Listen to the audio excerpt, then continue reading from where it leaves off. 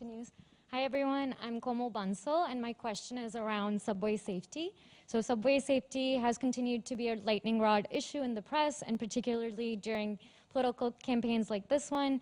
Mayor Adams has focused on increasing police presence and now well over 10% of NYPD officers patrol the subway to 1 to 2% of crime.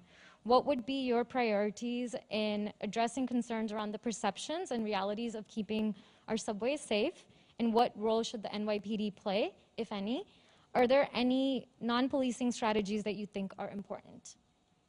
Listen, any effective strategy with respect to safety in the subway requires someone who knows deterrence and someone who knows enforcement. And those are both tricky issues, and they're particularly tricky when we have to fairly balance the rights of individuals against policing. But the truth of the matter is that when it comes to enforcement, there are two primary problems, and both of them are solvable if we use creative policing.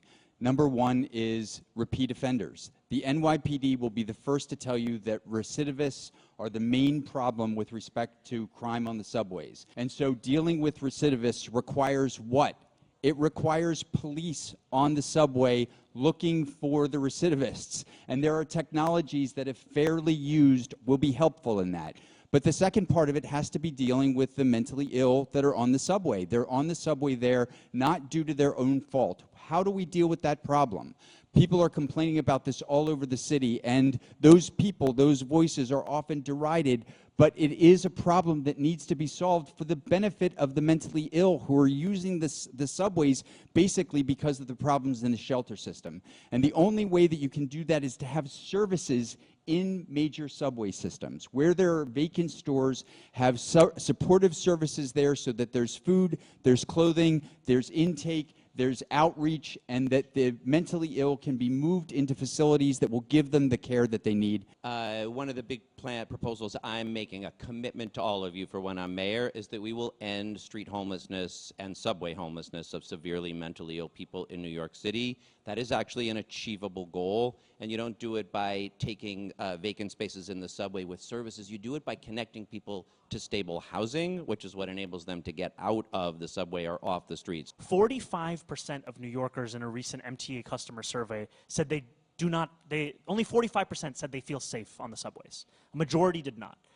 But at the same time, a majority of New Yorkers said they would favor having correctly trained outreach teams who were on subway platforms with the right kind of training and the right kind of policies to actually build relationships with homeless individuals, with individuals going through mental health crises, so that they could connect them to things that will actually change their life and transform them, as opposed to the current policy, which is just how do we disappear social problems as quickly as possible, all while bringing in the National Guard into our subway system. That worldview on what feels safe and what is actually safe is informed by people's own experiences. And for my mom, who was robbed at gunpoint when I was younger, feeling safe means seeing a police officer. That's how a lot of New Yorkers feel. I think they should be a part of the ecosystem. I don't think that they should be bunched up at turnstiles. I don't think we should be spending money on RoboCops. But we should be smartly deploying law enforcement so that people not only feel safe, but are safe.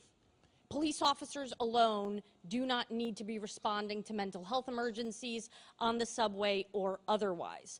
Furthermore, there should be a social services help desk at every single station. And for where there is a lot of vacant retail space, like the Times Square station, which happens to be home to many frequent folks who are struggling with severe mental illness, homeless services should actually be there along with clinicians in order to address their concerns and hopefully, even if it takes a little time, coax them into the services that they definitely deserve. But ultimately, when it comes to policing specifically, one thing that nobody talks about is how the current mayor has lessened gun control training. And that's why we saw the Sutter Avenue shooting happen several months ago, where unfortunately we lost a few New Yorkers' lives, including a fellow police officer, because they are not getting the gun control training that they're supposed to be getting. I am for a police presence on the subways. Hey, I came of age here in the 1970s. I understand what deterrence can look like, but I'm tired of performative policing. There's going to be no more flooding the zone when I'm mayor. 1,000 cops for 3 months, we run out of money, we pull them out. They're running around on their cell phones. You know, you want to do something useful? Get on the train and ride the trains with everybody else.